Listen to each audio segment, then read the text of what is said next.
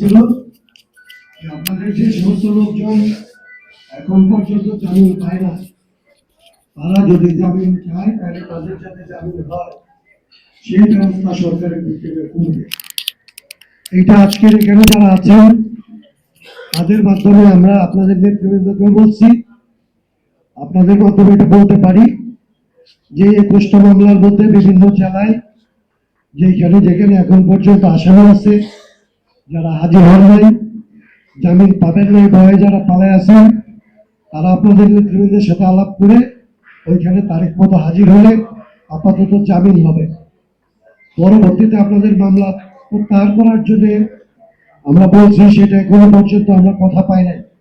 আমরা বিশ্বাস করি এখানে যারা আছে এবং অন্যান্য রাজনৈতিক দলের যারা নেতা আছে সবাই মিলে আমরা বললে এটা বাংলাদেশে এখন হবে।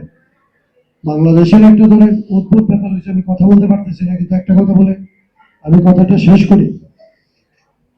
বাংলাদেশ একটা বিপদের মধ্যে আছে এখন এক ধরনের। এখন যে সরকার আছে এই সরকার, এরকম একটা সরকার আমরাই চাইছি, সবাই চাইছে এরকম একটা সরকার হোক। এই সরকার আপনার চাওয়া সরকার, কিন্তু এই সরকার হওয়ার পরে এই সরকার দেখবেন যে সরকারটি যতটা সুস্থ, যেরকম সন্তান হবে বলে আপনি মনে করছেন, এই সন্তান এরকম সুস্থ না। এই সন্তানের দ্বারা হয় হাত পা চলে না, অথবা মাথা চলে না, অথবা বয়স কম, এরকম প্রতিবন্ধী বাচ্চা হয় না, বাচ্চা তো মা ফেলে দিতে পারে না। এখন পরিস্থিতি হয়েছে এরকম যে আপনি যে সন্তান চাইছেন এই সন্তান আসছে, এটাকে পুরোটা ফেলে দিতে পারেন না, আবার এটা দিয়ে কাজ করাতে পারেন না। এরকম একটা বিপদের মধ্যে বাংলাদেশ পড়ছে। এই অবস্থার মধ্যে থেকে বাংলাদেশকে উদ্ধার করা, সরকারকে উদ্ধার করা এবং আমাদের নিজেদের দাবি দেওয়া, এটা প্রতিষ্ঠা করা, এটার জন্য আসলে চিন্তা ভাবনা করে যেভাবে আমাদের সবার কাজ হয় সেরকম ব্যবস্থা আপনাদের নেতৃবৃন্দকে করতে হবে। সেই কাজে আমরা আপনাদের নেতৃবৃন্দের সাথে থাকবো, পাশে থাকবো, এই কথাটা আমি বলতে। আমি আরেকটা কথা শেষ করতে চাই। বাংলাদেশে দুই তিন রকমের রাজনীতি হয়।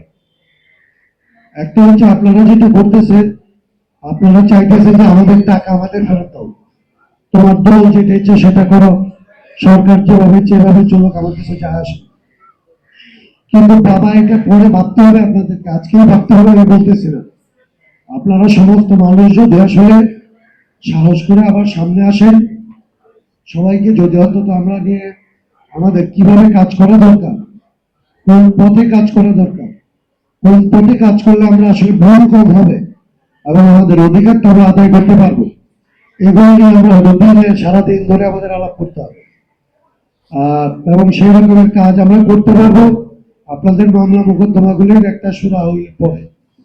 আমরা আশা করি ঈদের পরে এরকম অবস্থা হলে আপনাদের সাথে পরে আলাপ করে আমরা দেখতে পারবো যে আপনারা যে দাবি করছেন এই দাবি কতটা আসলে বাস্তবায়ন করার যোগ্য, কতটা যোগ্য না।